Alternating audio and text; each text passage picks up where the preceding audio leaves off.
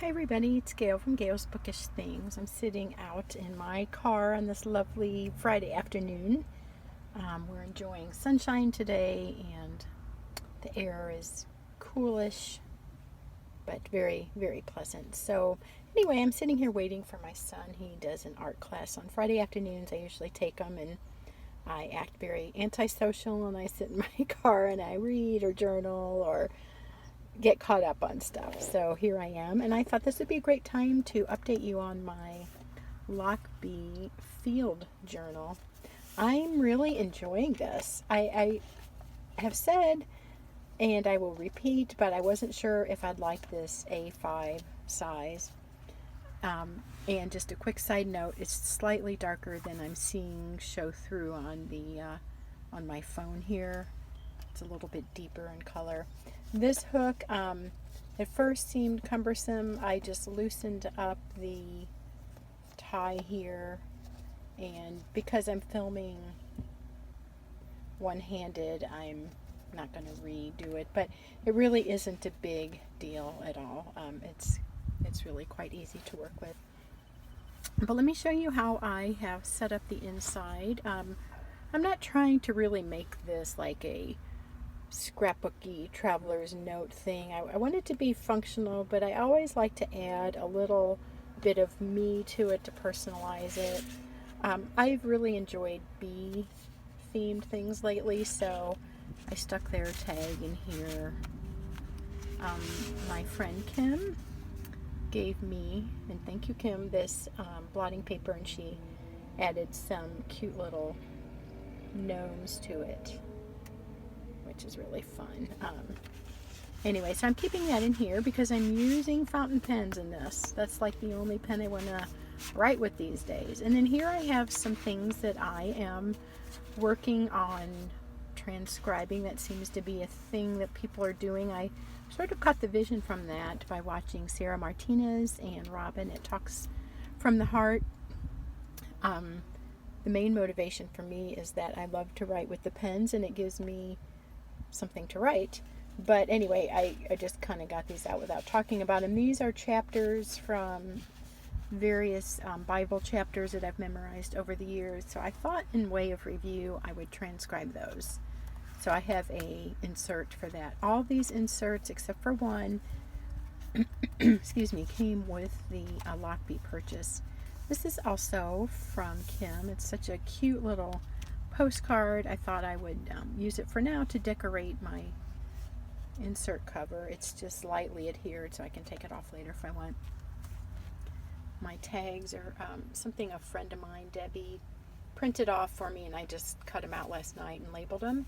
But this is going to be my artsy insert. This is just plain Tomoe River paper. All their inserts are Tomoe River. And when I say artsy, I think I just mean creative. This will be a place to draw or dabble in watercolor or things like that. I am not a artist by education. I am an artist creative person by design. I feel like that's the way God made me. I love to make things and play around with arts and crafts, but I don't claim to be an expert in any of those things. And then here is my transcribing. Oh, the sun is not letting there we go. A little bit of a glare on that. This is a Tomoe River paper insert also, but this is from Goulet Pens, and I am thinking, okay, hang on. Sorry for the shaking around of the pen. That can be a little bit hard on the stomach. Things moving around make me feel a little bit sick sometimes. This is Tomoe River paper, the 68 GSM, and it writes really nicely. I think the 52 I tend to like slightly more just because I like the more crinkliness of it, but this has worked well. And this is my transcribing. So what I'm planning on transcribing is, as I said, portions of scripture that I have memorized over the years. I've done verses. Excuse me. The allergies are really getting to my throat, but anyway, these are chapters that I've memorized, and I'm using different pen combinations and ink combinations to get a feel for what I really like, and I just like mixing it up for the variety. And then I've labeled this one my commonplace. By the way, just to go back, this is the dot grid. The commonplace one is the lined. Probably my least favorite, although not bad. I'm enjoying it.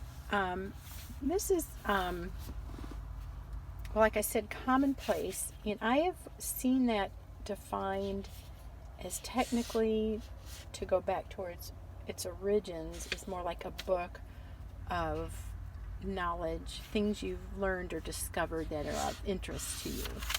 Now, I think some people use commonplaces to mean a bunch of stuff that they don't know where else to put. I guess that would work too. You can use the term how you want, but I'm trying to keep it a sort of a gathering of trivial but interesting information.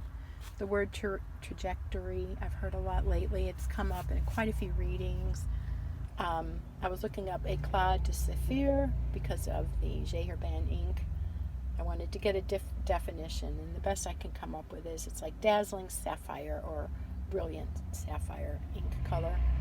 And then, again, my friend Kim, sorry, hard to hold open and turn, from England, Bath, England. I wanted to do a little bit of that. She was telling me a little bit about the city, and I watched a Rick Steves travel video on Bath and looked up a few tidbits. So I just thought it'd be fun to record some information about that city that I would love to visit someday. These, I'm going to lick my finger so I can turn the page. These front two were kind of crinkly, so I left those blank. That might be something I go back and use later, or make a title page, or I may tear them out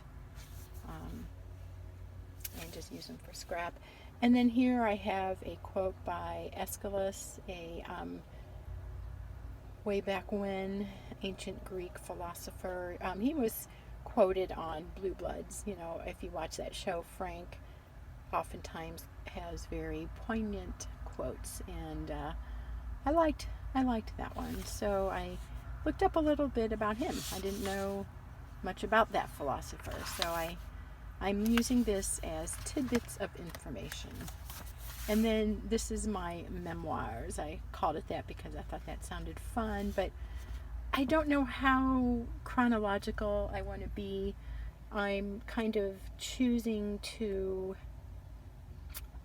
summarize memories of my growing up years, and significant things, little things, you know, the random things that we remember that are just kind of unique, are fun. I think it just is fun for me to go back and remember things and write them down, and I'm thinking that someday my kids may enjoy reading that. They're not too much at the point yet where they're like, Mom, what was it like when you were growing up? What were your parents like? This, that. I think that those questions sometimes we ask a little too late in life. And the people that can tell us aren't around anymore, or we wish we would have asked them more. I have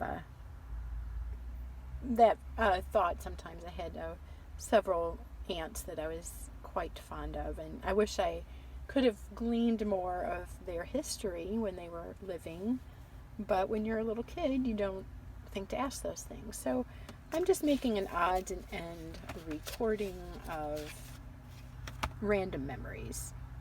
And to get back to the chronological thought, I started out talking about my earliest memories. I'm not very far in the book yet, but I don't know that I want to be that restrictive, because then I tend to find it work instead of pleasure to write. So I may just put down little snippets here and there and just kind of make it a snapshot in words type book.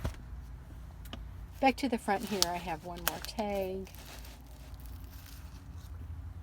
It says stories, and that is for an insert that I have here lots of little goodies here. I'd like to do an unboxing on that. I may tag it onto this or do it as a separate one, but I have a Tomoe River A5 book in here from Jet Pens. I forget the name of it. I don't know, Casoto or something like that, but it's Tomoe River, and I want to use that book hopefully to start the creative endeavor of writing little stories or something that I could do for my kids, but my grandkids. I thought it'd be really fun. I've mentioned this before, but to put some of the imagination stories I used to tell to my kids in written form, or make up stories. I don't know, but it's kind of a dream to have a little book. So I may try to do something like that. It'd be like a self-published thing, you know, totally unprofessional, but still fun keepsake. So I'm sitting out in the car, like I said, in the parking lot, and a friend is going to come out shortly. She's bringing me a peonies, however, plant, which I love. So I will sign out for now. This is nice and short. I'll come back in a little bit and show you what's in here if I have time, or we'll do an unboxing later tonight back at home. Hope you all are having a wonderful day. It's a sad little bit of news. I just heard Prince Philip from the UK passed away at 99. That's quite a remarkable lifetime. But to those of you in England, my sympathy. Seemed like he was an awesome man, and I've admired him and Elizabeth from afar for quite a few years now. So anyway, that's all for now. Take care, and we'll talk to you soon. Bye.